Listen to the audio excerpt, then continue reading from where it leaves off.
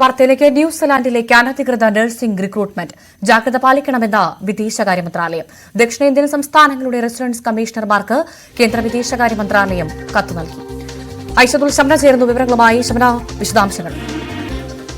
Bhavya, കമ്പറ്റൻസി assessment പ്രോഗ്രാമിലും nursing council രജിസ്ട്രേഷനുമായി കേരളത്തിൽ നിന്നടക്കം അനധികൃത വിസയിലാണ് ഈ നഴ്സിംഗ് പ്രൊഫഷണലുകൾ ന്യൂസിലാൻഡിലെത്തുന്നത്. ഇതിന്റെ അടിസ്ഥാനത്തിൽ ഇത് ശ്രദ്ധയിൽപ്പെട്ടതിനെ തുടർന്നാണ് ഇത്തരമൊരു ജാഗ്രതാ നിർദ്ദേശവുമായി കേന്ദ്ര ആഭ്യന്തര മന്ത്രാലയം എത്തിയിരിക്കുന്നത്.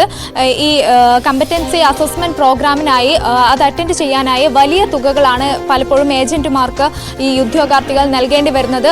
എന്നാൽ അത് പൂർത്തിയാക്കിയിട്ടും അല്ലെങ്കിൽ ഈ കൌൺസിൽ രജിസ്ട്രേഷൻ പൂർത്തിയാക്കിയിട്ടും അവിടെ ജോലി ലഭിക്കാത്ത ഒരു സാഹചര്യമുണ്ട്. ഈ ഒരു സാഹചര്യത്തിൽ തന്നെ ഇതുമായി ബന്ധപ്പെട്ട് ഈ ഏജന്റുമാർ അവരുടെ ആധികാരികത കൃത്യമായി ബോധ്യപ്പെട്ടതിന് ശേഷം മാത്രമേ പണമിടപാട് നടത്താവൂ അല്ലെങ്കിൽ അങ്ങോട്ട് പോകാവൂ എന്നതടക്കം ഈ ജാഗ്രതാ നിർദ്ദേശത്തിൽ പറയുന്നുണ്ട്. ഇവരുടെ ഈ ആധികാരിക ഉറപ്പുവരുത്തുന്നതിന് വേണ്ടിയുള്ള ഇമെയിൽ ഐഡിയും ഈ കേന്ദ്ര ആഭ്യന്തര മന്ത്രാലയം പുറത്തിറക്കിയിട്ടുണ്ട്. അംഗീകാരമില്ലാത്ത ഏജന്റുമാരെ വിശ്വസിക്കരുതെന്ന് കൂടി ജാഗ്രതാ നിർദ്ദേശമുണ്ട്. ഒപ്പം തന്നെ ഈ കേന്ദ്ര ഈ നഴ്സിംഗ് പ്രൊഫഷണലുകൾ അംഗീകാരമില്ലാത്ത വിസയിൽ പോകുന്നത് അത് സംബന്ധിച്ച്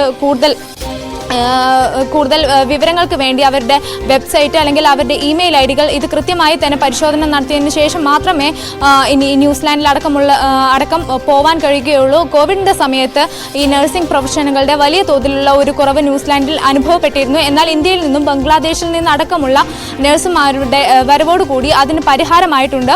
ഈ സാഹചര്യത്തിലാണ് ഇപ്പോൾ വരുന്ന നഴ്സിംഗ് പ്രൊഫഷനുകൾ അവർക്ക് ജോലിയില്ലാത്ത ഒരു സാഹചര്യം നിലനിൽക്കുന്നത് കൂടി. ഭവ്യ, ന്യൂസിലാൻഡിലേക്ക് അനധികൃത നഴ്സിംഗ് റിക്രൂട്ട്മെന്റ് ജാഗ്രത പാലിക്കണമെന്ന് വിദേശകാര്യ മന്ത്രാലയം. ദക്ഷിണേന്ത്യൻ സംസ്ഥാനങ്ങളുടെ റെസിഡൻസ് കമ്മീഷണർമാർക്ക് കേന്ദ്ര വിദേശകാര്യ മന്ത്രാലയം കത്ത് നൽകി.